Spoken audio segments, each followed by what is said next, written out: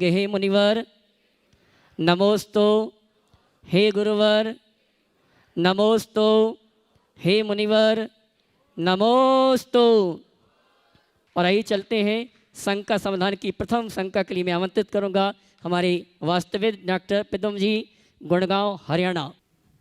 नमोस्तु महाराज श्री। महाराज श्री, हमारे यहाँ जैन धर्म में 4 कैटेगरी के लोग मोटे तौर पर होते हैं। 4 तरह के अमूमन लोग होते हैं।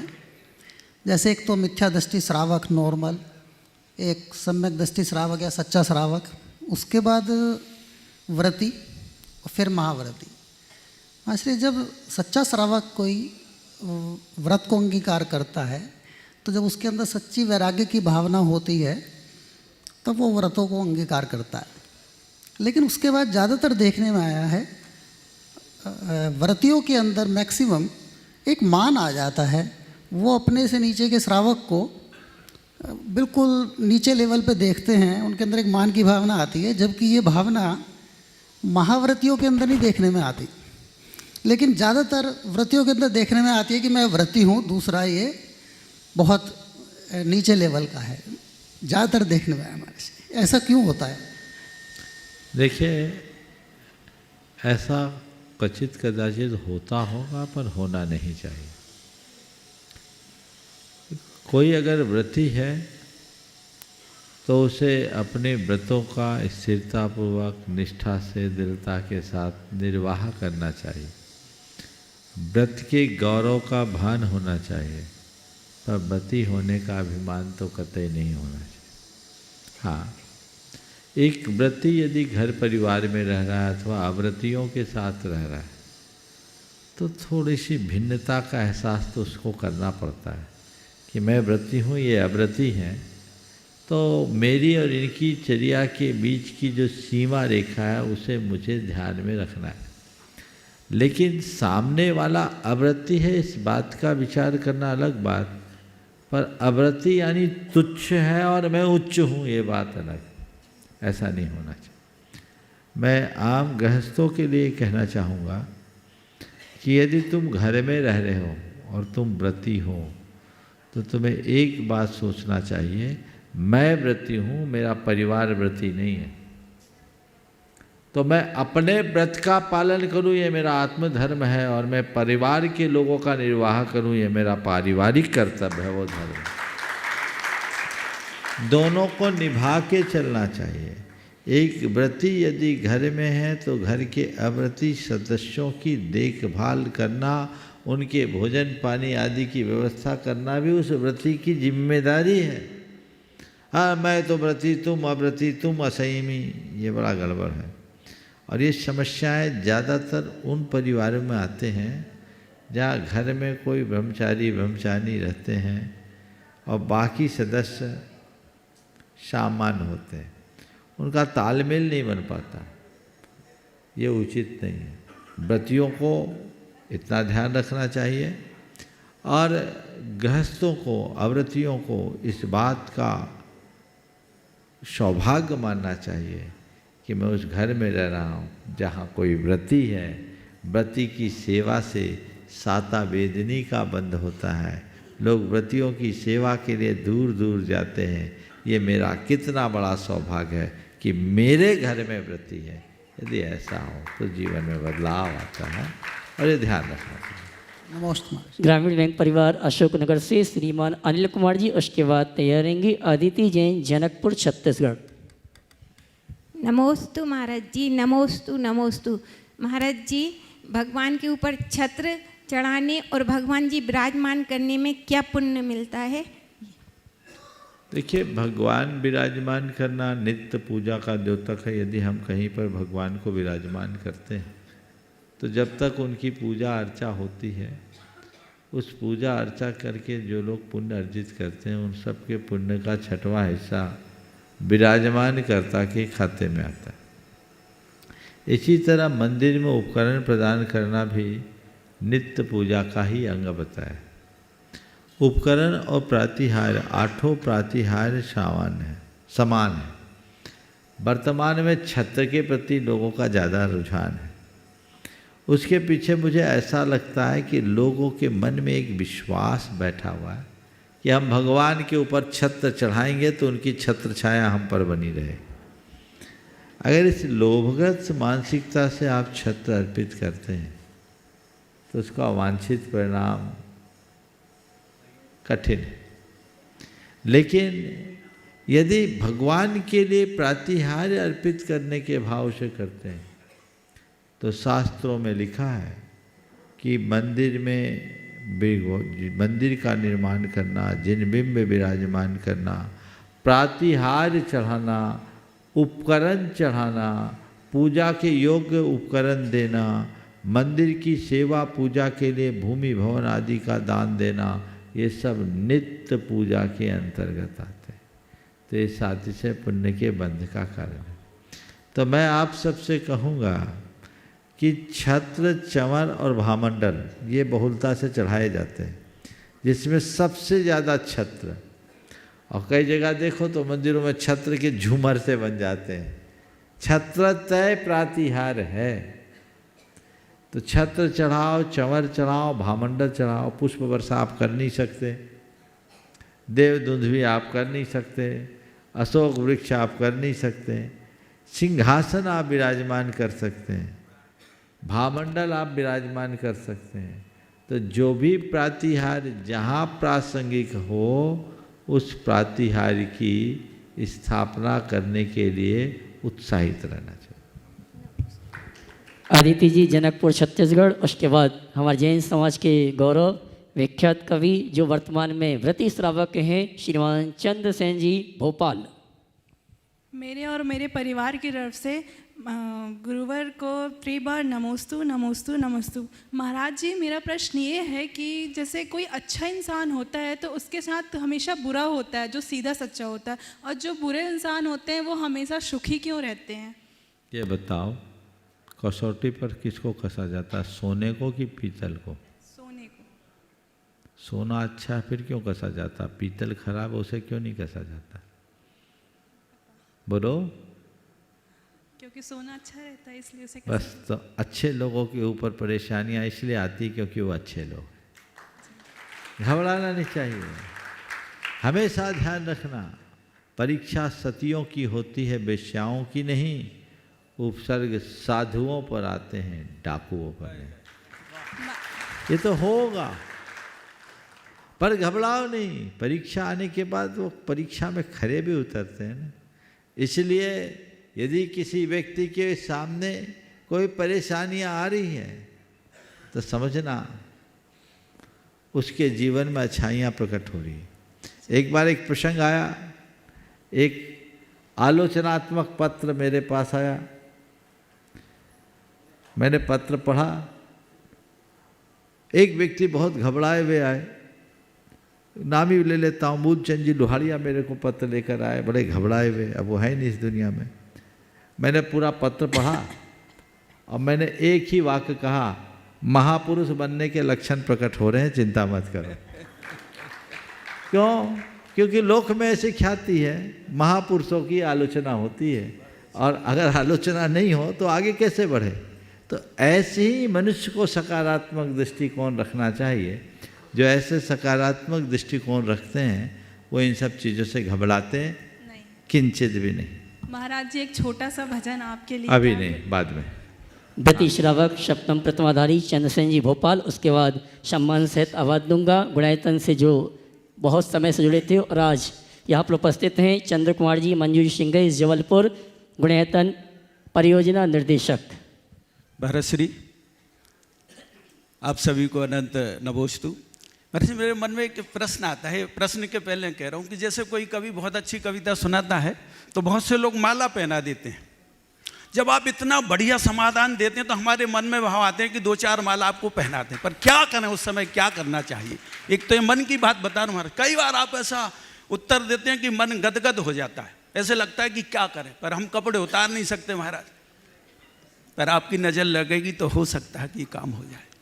मैं इस गुणायतन के प्रांगण में संकट समाधान के विश्वविख्यात मंच पर देश के महानतम प्रधानमंत्री माननीय नरेंद्र मोदी जी का स्वागत करना चाहते हूँ। एक बार तालियां बजाकर उनका स्वागत करें इस बार के लिए। महाराज श्री, अभी G20 का जो आमंत्रण पत्र छपा उसमें प्रेसिडेंट ऑफ इंडिया की जगह उन्होंने प्रेसिडेंट ऑफ भारत लिखा है। NCERT की किताबों में इंडिया की जगह भारत कर दिया गया। आचार्य भगवंत ने जैसा जैसा सोचा ये देश उस दिशा में जा रहा। हमारा श्री गुणायतन बेशक पुराने भारत के गौरव को बनाने में मील का पत्थर साबित होगा। महाराज आपको विश्वास है तो आपकी तालियां कमजोर नहीं होनी चाहिए। मैं भारत के समर्थन में ये पंक्तियां पढ़ता हूं महाराज श्री, और आपसे प्रश्न करता हूं कि दुनिया में गुणायतन तो मन का गुणस्थान बढ़ाएगा, पर भारत का गुणस्थान कैसे बढ़ेगा?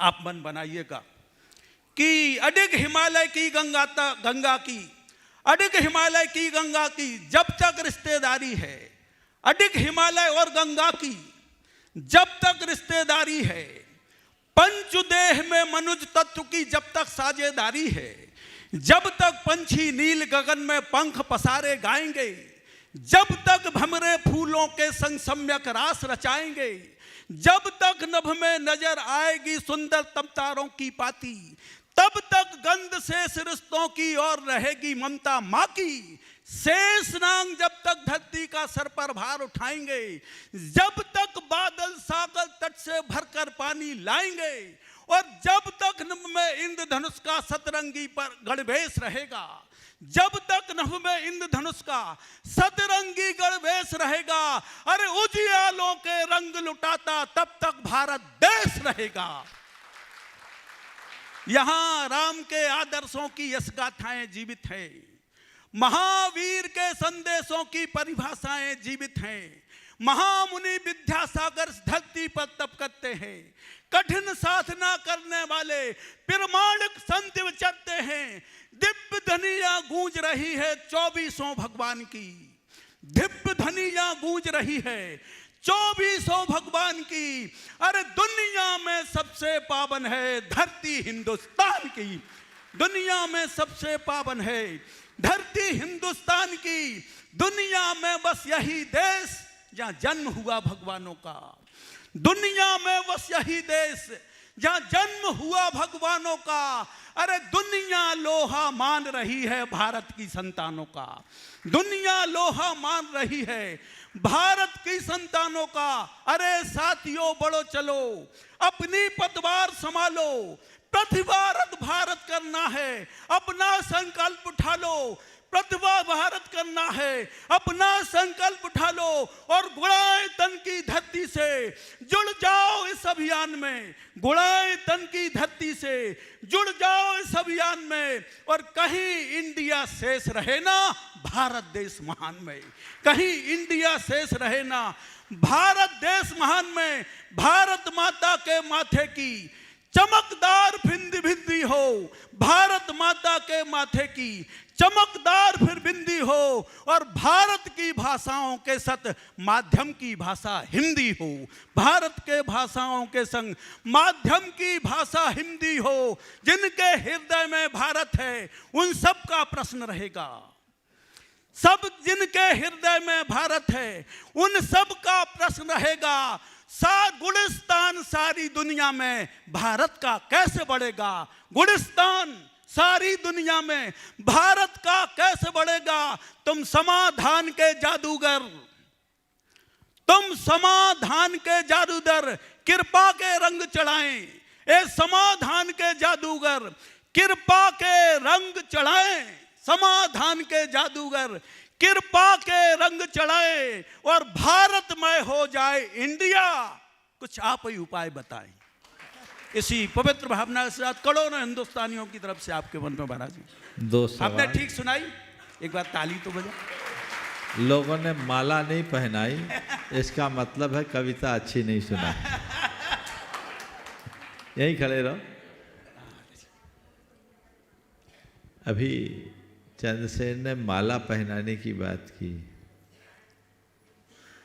गुरुओं ने तो रत्नत्रय की माला पहन ली, जिसे पहनने के बाद फिर किसी माला की जरूरत नहीं। तुम लोगों ने जो माला पहनी है जिंदगी भर भोगनी पड़ती है, उसके बाद भी माला का अनुराग नहीं जाता। एक बात जरूर हमारे शास्त्रों में कही, एक शब्द आता है तथाकार। आचार्य यदि कुछ पढ़ा रहे, उपदेश दे रहे, तो उस समय शिष्यों के क्या क्या कर्तव्य है? बूत की भांति बैठे रहें ऐसा नहीं। उसके लिए कहा गया तथाकार कहो, जो आपने कहा बिल्कुल सही, बिल्कुल सही, यथार्थ है, बहुत सही, आपने मुझे धन्य कर दिया, आपने मुझे कृतार्थ कर दिया। हृदय के इस उद्गार का नाम तथाकार है। फैशन है ताली बजाने का। सच्चे अर्थों में गुरुओं की बात अगर आपको आंदोलित करती है, उनकी बात का अनुमोदन करना, जोरदार जयकार लगा दो। वर्तमान सागर जी महाराज की। अभी नहीं, जोरदार जयकार लगाया जा सकती, लेकिन तभी जब जरूरत हो। वो न भी हो तो भावों के माध्यम से अभिव्यक्ति करनी चाहिए। कोई भी वक्ता अगर अपनी बात कह रहा है और आपकी भाव भंगिमा स्थिर हो, तो सामने वाले का उत्साह नहीं होगा। उसको लगना चाहिए कि आप सुन रहे हो। तो आपके अंदर की उत्सुकता उन्हें उत्प्रेरित करेगी, और उसी उत्प्रेरणा से वे आपके लिए कुछ और अच्छा बता सकेंगे। अब दूसरा सवाल, भारत का गुणस्थान दुनिया में कैसे बढ़ेगा? मैं कह रहा हूँ गुणायतन भारत और भारतीयों के गुणस्थान बढ़ाने के लिए बना है। वाह वाह वाह वाह। मैंने अनेक बार ये बात कही है कि गुणायतन एक प्रोजेक्ट मात्र नहीं, एक अभियान है। गुणायतन का जो संकल्प और लक्ष्य है बहुत ऊंचा है। गुणायतन का मकसद पूरे समाज का गुणात्मक परिवर्तन है। बच्चे बच्चे के हृदय में आत्मबोध जगाकर परिवर्तन की अलख जगाना गुणायतन का मूलभूत लक्ष्य है। जहां आकर के लोग समझ सके कि मैं कौन हूं और मेरा क्या है, मैं क्या कर रहा हूं, मुझे क्या करना चाहिए। जिस व्यक्ति के हृदय में आत्मज्ञान का प्रकाश प्रकट हो जाता है, उसका जीवन अपने आप रूपांतरित होने लगता है। तो हमारी भावना केवल एक है, व्यक्ति व्यक्ति के हृदय में वो तत्व का प्रचार हो, यहाँ से संदेश ले, ये तो एक केवल माध्यम है। लेकिन जितने लोग जुड़े हैं वे जहाँ भी रहें वहाँ यही प्रचार करें। संरचनागत गुणायतन एक बन रहा है, पर अंतर घटना रूप गुणायतन हर व्यक्ति के हृदय में बनना है। एक अंतर घटना घटे जो तुम्हें तुम्हारे जीवन के गुणात्मक परिवर्तन के लिए उत्प्रेरित कर दे, जिसके माध्यम से तुम्हारे मन में ऐसी ललक जगे जो तुम्हारे जीवन को बदल डाले। मैं पूर्णतः आश्वस्त और निश्चिंत हूं कि ऐसा होगा। ऐसा मैं इसलिए कह रहा हूं क्योंकि मुझे वो सब दिख रहा है, और समय बताएगा जब लोगों के जीवन में एक बदलाव घटित होगा। आज पूरे संसार को एक आध्यात्मिक संदेश की जरूरत है। हम लोग मंदिर, मूर्तियाँ, पूजा स्थल का निर्माण करते हैं, उनकी महिमा है, उसे कोई नकार नहीं सकता। लेकिन मंदिर आदि का लाभ केवल वे उठा पाते हैं जिनके हृदय में परंपरागत संस्कार होते हैं।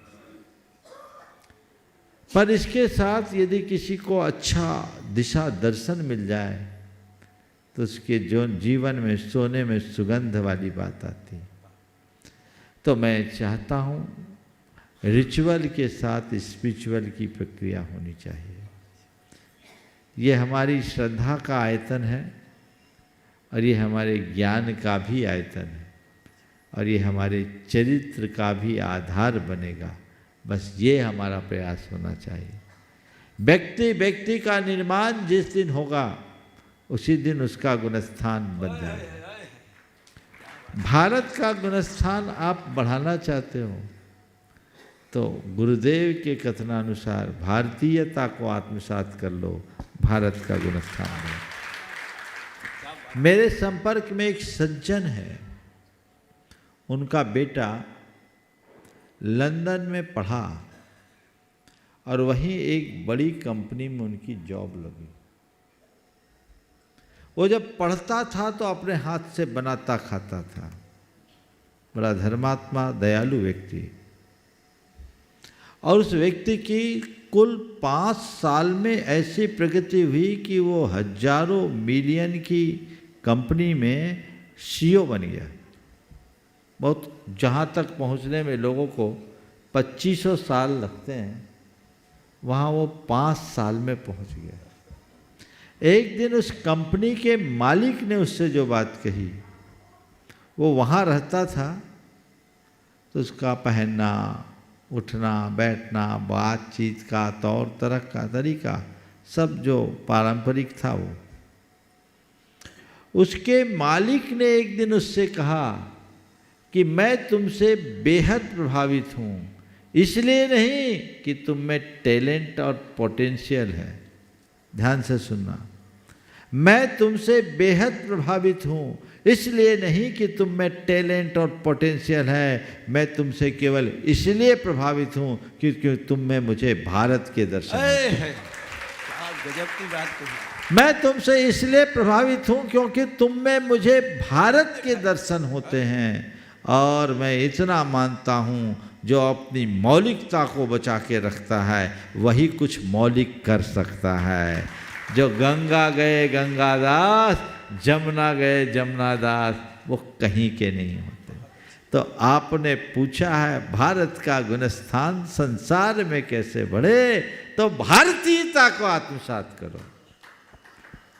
आज लोग भारत की बात करते हैं और सारा काम अभारतीय करते हैं।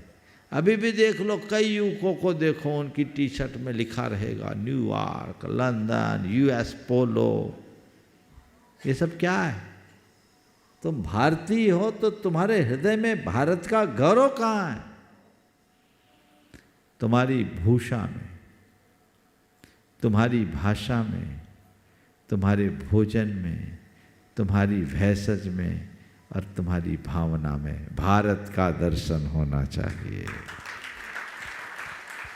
भूषा, भाषा, भोजन, भेषज यानी औषधि और फिर भाव, सब में भारतीयता हो जाए तो जीवन में 4 चांद लग जाए। और सच्चे अर्थों में देशभक्ति की वही पहचान है। जिसको देशी से प्रेम होगा वही सच्चे अर्थों में देश प्रेमी कहलाने का अधिकारी। तो हमें इन बातों को ध्यान में रखते हुए अपने जीवन को आगे बढ़ाना चाहिए। नमस्ते। श्रीमान चंद्र कुमार जी मंजूर सिंह जौनपुर परियोजना निर्देशक गुणायतन, उसके बाद तैयार रहेंगे सुरेश नाना पाटिल कुंभोज पदयात्री। हे महाराज जी, नमोस्तु नमोस्तु, इच्छामि इच्छामि। हे महाराज जी, मेरी ये शंका है कि जिस प्रकार रिश्ते नए होते हैं तो अच्छे लगते हैं, जैसे कि नए गहने पर धीरे धीरे चमक कम होती जाती है। फिर से बोलिए। जिस प्रकार रिश्ते नए होते हैं तो अच्छे लगते हैं, जैसे कि नए गहने पर धीरे धीरे चमक कम हो जाती है, चाहे रिश्ते हो या गहने। ऐसा क्यों महाराज जी? यही स्वभाव कि सब चीज़ें पुरानी होती हैं, काल सबकी चमक खत्म कर देती है। इसलिए किसी चमक से प्रभावित मत हो, उसकी असलियत को पहचानने की कोशिश करो। नमस्ते महाराज। सुरेश नाना पाटिल जी कुंभोज पदयात्री महाराष्ट्र, उसके बाद तैयार रहेंगे पुरुलिया राजड़ा सी उपस्थित समस्त राग बंधु राम दुलाल मंडल के साथ। मैं श्री सुरेश नाना पाटिल कुंभोज कोल्हापुर महाराष्ट्र से मैं और मेरा परिवार और पदयात्री की तरफ से बारंबार नमस्तु नमस्तु नमस्तु। महाराज जी, भावना भवनाशिनी कारणम भावना व भाव मन में उत्पन्न होता है। शुभ भाव से पुण्य होता है और अशुभ भाव से पाप होता है। एकेंद्रिय से असंवदनीय पंचेंद्रिय जीव में मन नहीं होता है। ऐसे जीव अपने पाप कर्म के उदय से एकेंद्रिय या द्विंद्रिय, त्रिंद्रिय या चतुरिंद्रिय या असंवदनीय पंचेंद्रिय में उत्पन्न होके उसका फल भोगते हैं। तो ऐसे जीव बिना मन के पुण्य कैसे कमाते हैं और अपना भाव कैसे सुधारते हैं? बिना मन से सिर्फ इंद्रिय से पुरुषार्थ करके पुण्य बंधन पुण्यवर्धन कैसे होता है? देखिए, हम लोग प्रायः ऐसा कहते हैं कि सब कुछ हमारे भावों के अनुसार होता है, पर भाव के संदर्भ में एक भ्रांत धारणा है। हम भाव को मन से जोड़ते हैं। मन में भाव आते हैं, पर मन में ही भाव आते हैं ऐसी बात नहीं है। मन में विचार आते हैं। विचार और भाव में अंतर है, इसे समझिए। भाव हमारी चेतना की परिणति है और विचार मन का परिणाम। दोनों समान नहीं है। भाव एक इंद्रिय के अंदर भी है, पर विचार केवल संगी पंचेंद्रिय में होंगे। लोक में ऐसी चर्चा है और धारणा बनी हुई है कि भाव मन से ही जुड़ते हैं, क्योंकि हमारे भावों में मन का संबंध है। भाव है क्या? हमारी चेतना में जमे संस्कारों का प्रकट रूप। ये क्या है? हम जैसी प्रवृत्ति करते हैं, चाहे मन से, चाहे वचनों से, चाहे शरीर से, वैसे संस्कार हमारी चेतना में जम जाते हैं कर्म के रूप में। उस कर्म के निमित्त से हमारे अंदर जब वो कर्म का उदय आता है तो हमारे अंदर अच्छे बुरे परिणाम आते हैं। उसी परिणाम का नाम भाव है, जो राग रूप है, द्वेष रूप है, मोह रूप है। ये राग, द्वेष, मोह, काम, क्रोध, लोभ केवल संगी पंचेंद्रिय में नहीं होता। ये एक इंद्रिय से लेकर पंचेंद्रिय तक सब जीवों को होता है। तो कर्म के निमित्त से उत्पन्न होने वाला जो परिणाम है किसका? चेतना का, वो विकारी परिणाम है। ये भी हमारा भाव है। तो भाव हमारे चित्त में, चेतना में जमे संस्कारों का प्रकट रूप। जैसे भाव होते हैं वैसे विचार होते हैं, जैसे विचार होते हैं वैसी प्रवृत्ति होती है, और जैसी प्रवृत्ति होती है वैसा चरित्र होता है। भाव को सुधार लो, सब सुधर जाएगा, ये भावना योग कहता है। तो इसलिए ये शंका ही निकाल दीजिए कि उनको कर्म बंध कैसे होता। भाव उनके पास भी है, बिना भाव के कर्म नहीं बंधता, लेकिन मनोभाव और भाव में अंतर है। समझ गए? तो हमारे भाव हमारे अंदर के संस्कार हैं। उन संस्कारों को हम जो जो शोधते हैं त्यों तो जीवन में बदलाव। पुरुलिया राजला से सभी शराग बंधु रामदुला जी के साथ, इसके बाद तैयार रहेंगे चुरंडी रांची झारखंड से समस्त शराग बंधु प्रकाश जी के साथ। रांची ने गांव का नाम बोला करो।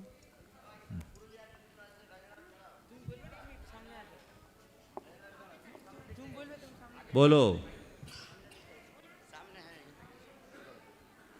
নমস্ত গুরুদেব। গুরুদেব, আমরা জৈন ধর্মটিকে কিভাবে বিস্তার করতে পারবো? नमस्ते गुरुदेव, नमस्ते गुरुदेव, नमस्ते गुरुदेव। हम सब शराग बंधु अपने समाज में कैसे अपना जैन धर्म को आगे बढ़ा सकें, यही हम सभियों का प्रश्न है। नमस्ते गुरुदेव, नमस्ते गुरुदेव। देखिए, नमस्ते गुरुदेव। ये बहुत ही खुशी की बात है।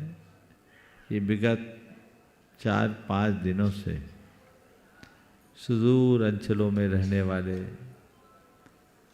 शराग समाज के लोग यहाँ आ रहे हैं। निरंतर रोज नए नए गांवों से यहाँ आ रहे हैं। और इनसे बातचीत करने के बाद मुझे लगता है कि ये लोग के हृदय में जैन धर्म के प्रति प्रगाढ़ लगाव है। ये चाहते हैं कि मैं जैन धर्म को न केवल आत्मसात करूं, अपितु जैन धर्म की प्रभावना भी करूं।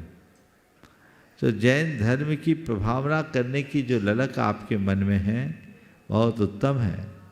संपर्क, संसर्ग और सानिध्य के अभाव में यदि संस्कार थोड़े बहुत शिथिल हुए हैं तो पुनः जग जाएंगे। आपने जो पूछा है कि हम सराक जैनों में, सराक लोगों में जैन धर्म कैसे बढ़ाएं, तो मैं यही कहूँगा, समय समय पर हम ऐसे तीर्थों में आते रहें, गुरुओं के समागम को पाते रहें। और ये सब चीज़ें घर से बाहर आना अगर संभव नहीं है तो घर बैठे पूरा लाभ लो। ये जो कार्यक्रम चलते हैं टीवी के माध्यम से, पारस चैनल, जिनवानी चैनल और अन्य चैनलों के माध्यम, शंका समाधान, प्रवचन आदि, सुबह से शाम तक इतने कार्यक्रम चलते हैं। तुम लोगों से कुछ नहीं बने, वो ही 2 घंटा देखना शुरू कर दो, घर घर में जैन धर्म की अलख जग जाएगी। तुम लोग तो जैन हो। हजारों अजैन भाई जिनके जीवन में जन्मदात जात कोई जैन के संस्कार नहीं थे, इस टीवी के माध्यम से सुने हैं और उनका जीवन बदला है। तुम्हारे तो खून में जैनत्व है, उसको जगाना है तो इसका लाभ लो, लोगों में जागरूकता लाओ। और हम भी सोच रहे हैं इसमें गुरुदेव का जैसा आशीर्वाद और मार्गदर्शन रहेगा, अच्छी योजना बनाकर आप लोगों को आगे बढ़ाने का भाव होगा। हम तो चाहते हैं पूरी समाज के मुख्य धारा में जुड़कर वही गौरवपूर्ण स्थान पाए जो अन्य जैन लोग प्राप्त करते हैं। हाँ, चौरंडी गांव से उपस्थित समस्त सुराग बंधु प्रकाश जी के साथ उसके बाद तैयारेंगी Shrimati Indu ji, model town Delhi, Gunayatan trustee. एक साथ जल्दी करो, 2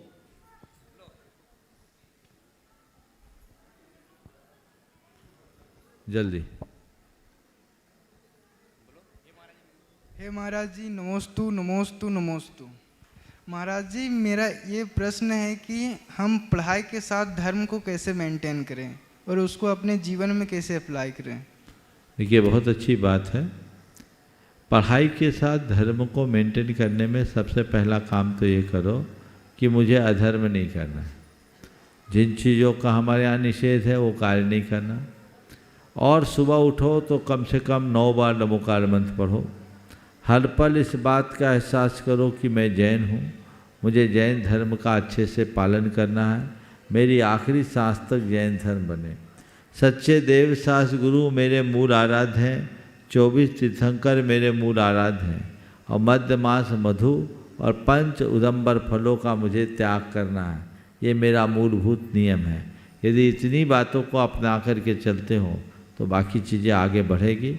जिनको और सुलभ हो तो भगवान के दर्शन करो, मंदिर जाना शुरू करो, सुविधानुसार पूजा पाठ करो। मुझे लगता है गौरांग तेरा बेटा है क्या? हाँ, तेरा बेटा है। हाँ, तो इसको तो ये तो बहुत कुछ कर सकता है। पूजा पाठ, धार्मिक क्रियाएं बढ़ चढ़ करके करने की कोशिश करो, जिससे अपना धर्म सच सके। महाराज जी, प्रतिदिन मंदिर जाता है, बुंडू में 2 किलोमीटर है, साइकिल में पहले सुबह नहा के मंदिर जाएगा, उसके बाद स्कूल जाएगा। बहुत सुंदर। Gunayatan trustee Shrimati Indu ji, model town Delhi, उसके बाद तैयारेंगी श्रीमती रश्मि जी, विदिशा। गुरुवर के चरणों में 3 बार नमोस्तु नमोस्तु नमोस्तु समस्त मॉडल टाउन दिगंबर जैन समाज दिल्ली की तरफ से नमोस्तु नमोस्तु नमोस्तु।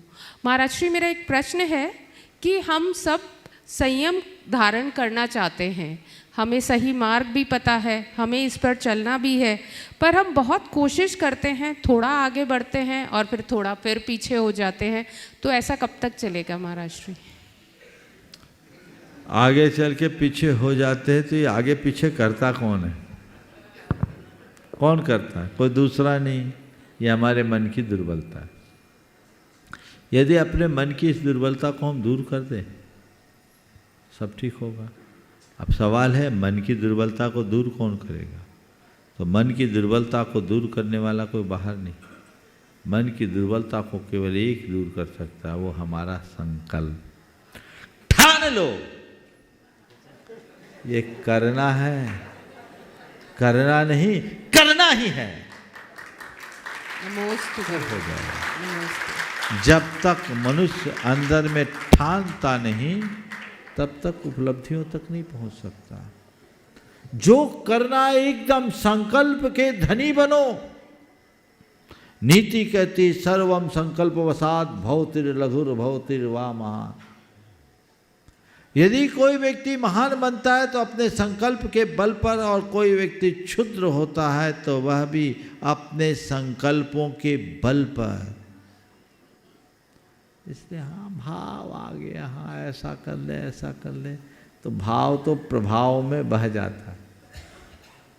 भाव में ठहराव लाना है, संकल्प, डिटर्मिनेशन, पक्का।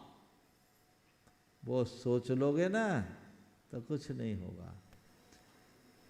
अभी कुछ दिन पहले की बात है, एक सज्जन के घुटनों में तकलीफ थी। मेरे पास आए वंदना करने के लिए, महाराज जी घुटनों में तकलीफ है, वंदना करने का भाव है, आशीर्वाद दीजिए, वंदना कर लो। मैंने आशीर्वाद दे दिया, बोले जाओ भाई कर लेना। उनके धर्म नहीं महाराज जी इनके घुटने में बहुत दर्द है, आप तो इनको बोलिए डोली से कर ले। मैंने भैया मैं क्या बोलूँ, इनकी जैसी इच्छा करे। वो वंदना करके आ गया और बड़ी जल्दी 1:30 बजे तो मेरे दर्शन के लिए खड़ा था दरवाज़ा खुलने के पहले से।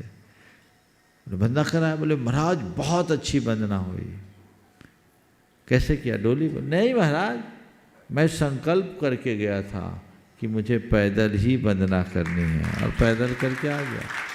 महाराज रास्ते में बहुत लोगों ने, डोली वालों ने और लोगों ने मुझसे कहा बैठ जाओ बैठ जाओ बैठ जाओ। लोग भी मुझसे कहते थे तुम्हारे घुटने में दर्द है, पर महाराज मेरे मन में एक ललक थी कि नहीं मुझे पैदल ही करना है। हो गया। तो ये अनुभव किसी का भी होगा। तो धर्म क्षेत्र में आगे बढ़ना है, संकल्प के धनी बनो। और धर्म क्षेत्र की ही बात नहीं, किसी भी क्षेत्र में आगे बढ़ना है तो संकल्प के धनी बनो। नमोस्तु गुरुवर, नमोस्तु। श्रीमती रश्मि जी विदिशा, उसके बाद वृत्ति श्राविका, श्रीमती सुशीला जी, अशोक जी पाटनी, किशनगढ़, शिरोमणि संरक्षक गुणायतन। मेरे और मेरे परिवार की तरफ से त्रिवार नमोस्तु महाराज श्री। महाराज श्री मेरा प्रश्न है कि श्री सम्मेद शिखर जी की भावपूर्वक वंदना करने का क्या फल है? आप तो रोज ही जानते हैं शिखर जी की जो वंदना भावपूर्वक करेगा एक दिन शिखर पे पहुंच जाएगा। यही लक्ष्य रखो। मैं तो छोटा फल जानता नहीं। शिखर जी की वंदना अगर अच्छे भाव से कर लो, भव्य जी एक दिन लोक के शिखर पे पहुंचेगा। और यही भाव लेके जाओ, हमको और कुछ चाहिए ही नहीं। मैं जब पहली बार वंदना करने के लिए आया, ऊपर गया तो मेरे मन में एक ही भाव आए, हे प्रभु जिस दिन पहली वंदना की, हे प्रभु पुण्य के योग से आप सिद्ध क्षेत्र में तो आ गया, ऐसी पात्रता है कि मैं सिद्ध लोक में आ सकूं। मेरा लक्ष्य यही है, लोक के शिखर पे जाने का लक्ष्य बनाओ, और वह हर उस भव्य जीव को मिल सकता है जो यहाँ भावपूर्वक वंदना करे। एक प्रश्न और है। एक ही। श्रीमती सुशीला जी पाटनी, RK मारवाड़ परिवार, किशनगढ़। महाराज श्री के चरणों में नमोस्तु, छोलिक जी महाराज के चरणों में इच्छा में।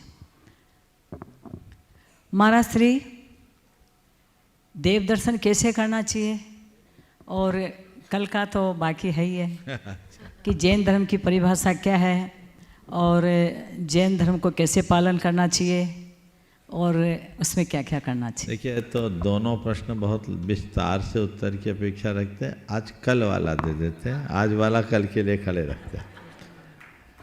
देखिए जैन धर्म के विषय में कुछ बातें हर व्यक्ति को जानना चाहिए। आप लोग जैन हो, जैन धर्म का अनुपालन भी करते हो, जैन धर्म के प्रति श्रद्धा भी रखते हो, लेकिन यदि आपसे कोई पूछ बैठे कि जैन धर्म क्या है और ये हमारे जीवन में किस प्रकार उपयोगी है, तो शायद आप इसका उत्तर न दे सको। मैं आज संक्षेप में कुछ बातें आप सबसे करना चाहूँगा। अगर कोई आपसे पूछे कि जैन धर्म क्या है, तो बस 4 पंक्तियों में उत्तर दो। जो पतित को पावन बना दे वो जैन धर्म, जो कंकर को शंकर बना दे वो जैन धर्म, जो पामर को परमेश्वर बना दे वो जैन धर्म, जो आत्मा को परमात्मा बना दे वो जैन धर्म। जैन धर्म एक ऐसा धर्म है जो हर प्राणी को परमेश्वर बनाने की बात करता है। दुनिया के जितने भी धर्म हैं वो आत्मा को ज़्यादा से ज़्यादा परमात्मा से मिलाने की बात करेंगे। जैन धर्म आत्मा को परमात्मा से मिलाने की बात नहीं करता। जैन धर्म आत्मा को परमात्मा बनाने की बात करता है। अपने जीवन को पवित्र बनाना चाहते हैं, अपने जीवन का पूर्ण उत्थान करना चाहते हैं, तो उसके लिए जैन धर्म है। दूसरी बात, जैन धर्म हम किसे कहें? जो अहिंसा मूलक आचार की बात बताए या जो जियो और जीने दो का संदेश सिखाए, वो जैन धर्म है। जियो और जीने दो का संदेश का मतलब ही यही है कि हम सह अस्तित्व मूलक जीवन जिए, अपने साथ औरों का भी ख्याल रखें। केवल अपना ही ख्याल रखने की बात दुनिया में सब कर सकते हैं, लेकिन अपने साथ औरों का ख्याल केवल जैन धर्म सिखाता है।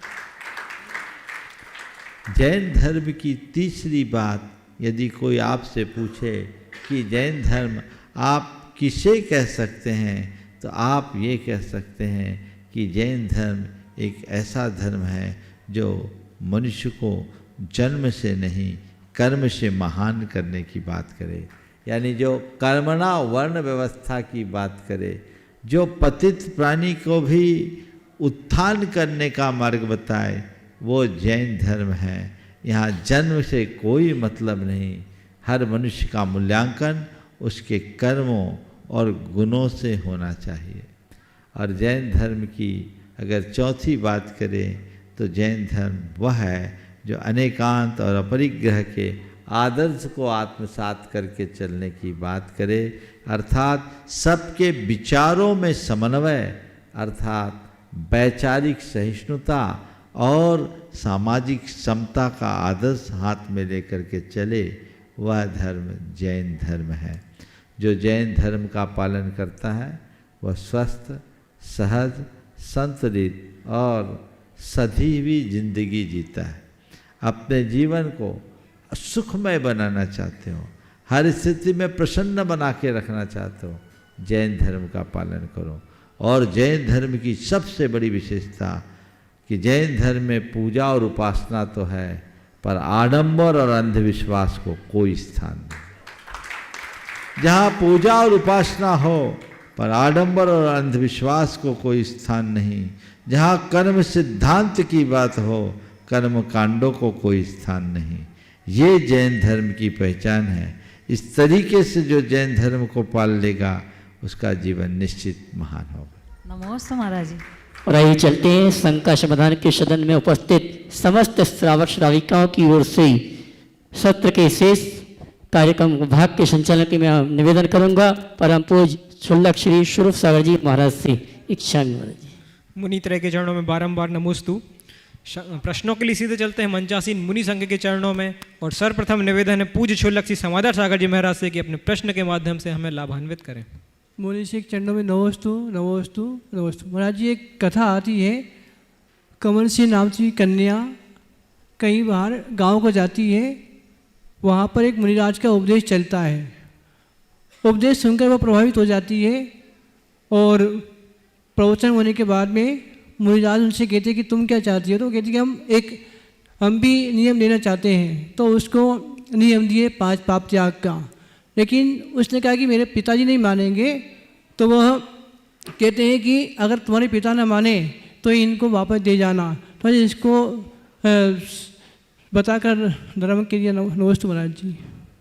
क्या इस कथा को बताकर आगे पूरा लोगों को आप कथा तो अभी रहने दो, आगे बढ़ाएंगे इसको। देखो क्या सवाल, नीली की कथा पूछिए। कमल नागश्री की नागश्री की कथा फिर देख लेना। और कोई प्रसंग बोलो। कथा रोज बोलने लगे तो मुझे सब लोग कथा पूछने लगेंगे और कथा मुझे आती नहीं, समझ के बड़ी दिक्कत होगी। इसलिए तो आप सवाल करो। अगला। हाँ, एक निवेदन है पूज्य ए लक्ष्मी नित्यानंद सागर जी महाराज के चरणों में कि अपने प्रश्न के माध्यम से हम सभी को बोधि की प्राप्ति कराएं। नमोस्तु महाराज जी। संस्कृति और सभ्यता में क्या अंतर है? जैन संस्कृति और जैन सभ्यता को संरक्षित संवर्धित करने के लिए जैनों को किन विशेष बातों का ध्यान रखना चाहिए? जैनों के अष्टमूल गौण सप्तव्यसन के बारे में भी संक्षेप से बतलाओ। संस्कृति और सभ्यता में क्या अंतर है ना? मैं एक ही ले रहा हूँ। संस्कृति और सभ्यता। पत्थर से मूर्ति बनाना हमारी संस्कृति है। थोड़ा ध्यान से सुनना, बड़ी सरलता से बात कहने की कोशिश कर रहा हूँ। पत्थर से मूर्ति बना लेना हमारी संस्कृति है और मूर्ति को वेदी में विराजमान कर उसकी पूजा करना हमारी सभ्यता है। संस्कृति हमारे संस्कारों को निखारती है और सभ्यता हमारे संस्कारों को पुष्ट करती है। तो हम अगर दूसरे शब्दों में कहें तो ये कह सकते हैं संस्कृति और सभ्यता दोनों एक दूसरे के ऊपर निर्भर है। संस्कृति सभ्यता को जन्म देती है और सभ्यता संस्कृति को आगे बढ़ाती है। ये सब चीज़ें साथ साथ की जा सकती है और चलाई जा सकती है। आप आ जाता है आगे। नमोस्तु पूर्वक निवेदन है परम पूज्य मुनिवर श्री निर्वेक सागर जी महाराज के चरणों में कि हमारी ज्ञान वृद्धि हेतु अपना प्रश्न प्रेषित करें।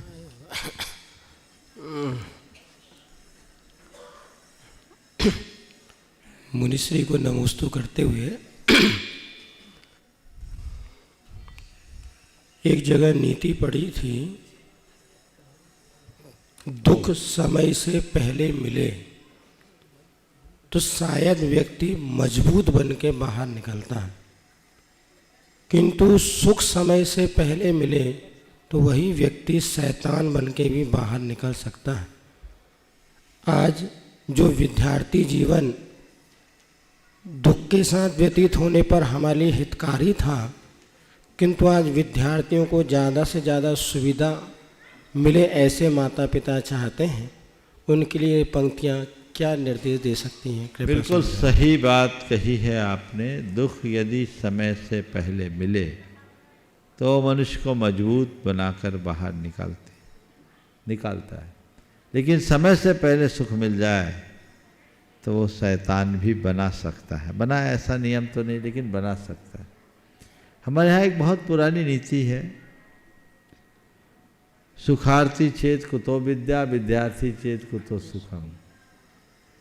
वस्तुतः विद्यार्थी जीवन के निर्माण का काल होता है और निर्माण हमारा तभी होता है जब हम सब प्रकार के आघातों को सहने में समर्थ होते हैं। पुराने ज़माने में राजा महाराजा भी बड़े लो प्रोफाइल स्थिति में अपने बच्चों को पढ़ाते थे, और आजकल साधन संपन्नता हो जाने के कारण साधारण व्यक्ति भी अपने बच्चों को ज़्यादा से ज़्यादा सुविधाएं देने की कोशिश करते हैं। ये चीज़ें अंततः बच्चों को कमज़ोर करते हैं। आज भी ऐसे लोग हैं जो इस तरफ दृष्टि रखते हैं। मैं एक ऐसे व्यक्ति को जानता हूँ जिसके घर में सारी लग्जरी गाड़ियाँ, जो अरबपति व्यक्ति, वो अपने बेटे को पैदल बस से स्कूल छोड़ने के लिए आता, खुद पैदल लेकर आता और साधारण बस से भेजता और साधारण स्कूल में पढ़ाता।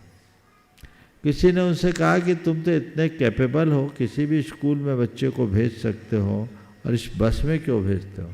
उस व्यक्ति ने जो बात कही वो आप सबको ध्यान देने योग्य है। उसने कहा, मेरे पिता बड़े गरीब थे, मैंने गरीबी में पढ़ाई किया, मैं जब स्कूल जाता था तो घर से बोरी लेके जाता था। मेरे पिता गरीब थे, मैंने गरीबी में पढ़ाई की। जब मैं स्कूल जाता था तो घर से बोरी लेके जाता था। आज मैं अमीर हूँ, मेरे पास साधन है, पर कोई भरोसा नहीं कि कल मेरा बेटा भी अमीर बना रहे। वो आज अमीर है, कल वो गरीब ना हो जाए, और कदाचित गरीबी हो तो उसे उसको कुछ अटपटा ना लगे, वो सहन कर सके। इसलिए मैं इसे ऐसे भेजता हूँ। कष्ट सहने की शक्ति अपने अंदर विकसित करने का प्रयत्न करना चाहिए, और जब तक हम कष्ट सहने की शक्ति को विकसित नहीं करते तब तक जीवन का निर्माण नहीं होता। किसी विचारक ने लिखा, कठिन समय मजबूत इंसान को जन्म देता है, मजबूत इंसान सरल समय को उत्पन्न करता है, सरल समय कमज़ोर मनुष्य को जन्म देता है, और कमज़ोर मनुष्य कठिन समय को खड़ा कर देता है। इसलिए अगर हमें अच्छा समय बनाना है, अच्छा समय लाना है, तो मजबूत बनने की कोशिश करें, कठिन समय का सामना करने का प्रयत्न करें। इस प्रकार आज के इस सत्र को परम पूज्य गुरुदेव के चरणों में नमन अर्पित करते हुए यहीं पर विराम। बोलिए परम पूज्य आचार्य गुरुवर श्री विद्यासागर। जय जय जय।